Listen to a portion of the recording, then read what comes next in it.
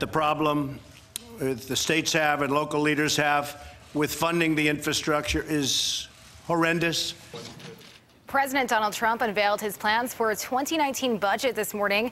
The $4 trillion budget includes $1.5 trillion for infrastructure alone. President Trump says the plan means Washington will no longer be a roadblock to progress. And joining us now on the set to talk about that plan is Congressman Brian Higgins. Congressman, thank you for being here. Good to be here. You know, a lot of this, and you just sort of heard that, places a larger dependence on the state, on local governments. Those are entities that are already cash-strapped. Is that problematic to you, looking at this budget plan? Yeah, well, it's actually only a $100 billion program. So you're missing $1.4 trillion of a $1.5 trillion program. So very few roads and bridges could be constructed or reconstructed. And we have over 100 structurally deficient bridges right here in Buffalo and Western New York, which means if you were to try to get those approved today, they wouldn't, because they're out of code and they're unsafe. So this is a big problem, but this is the beginning of the process, not the end of it.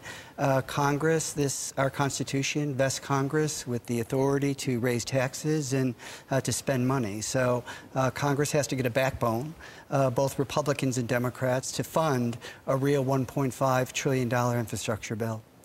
Now, you just, the infrastructure plan is critical, and especially for areas like Western New York. You just mentioned that our area has more than 100 bridges in Niagara and Erie County alone that are considered structurally deficient. I mean, that's pretty alarming to hear. Structurally deficient, functionally obsolete, fracture critical. Skyway, for example, has all three of those designations. They're not my characterization, they're engineering terms. It basically said, you better replace it.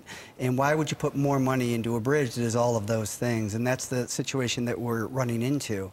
And, you know, we don't need more toll roads in Buffalo and Western New York. And the president proposes using new toll roads to help finance this. So there's a lot of problems with it. But as I said, this is the start of the process, not the finish of it. And part of that start is to take a look at what this plan could, in terms of cuts to Western New York. We talked a little bit about some of the programs that could be on the chopping block if this proposal is approved as is. What are some of those bigger programs in Western New York, and how can they be saved? There's a program called the Great Lakes Restoration Initiative. The Buffalo River, for example, was declared biologically dead, ecologically destroyed.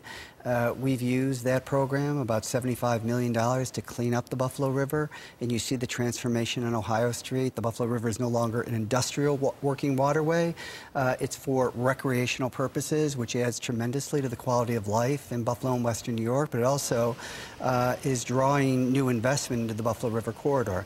That's proposed a big cut from $300 million a year to about $30 million a year. Wow. Community development block grant money. There's a transportation program that we need to redevelop the DL&W terminal on the periphery of Canal Side.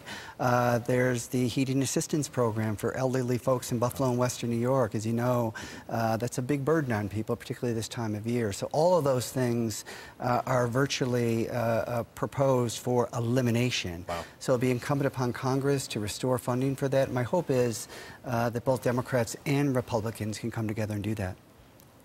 All right, Congressman Brian Higgins, thank you so much for being with us. We definitely appreciate it. Glad to be with you.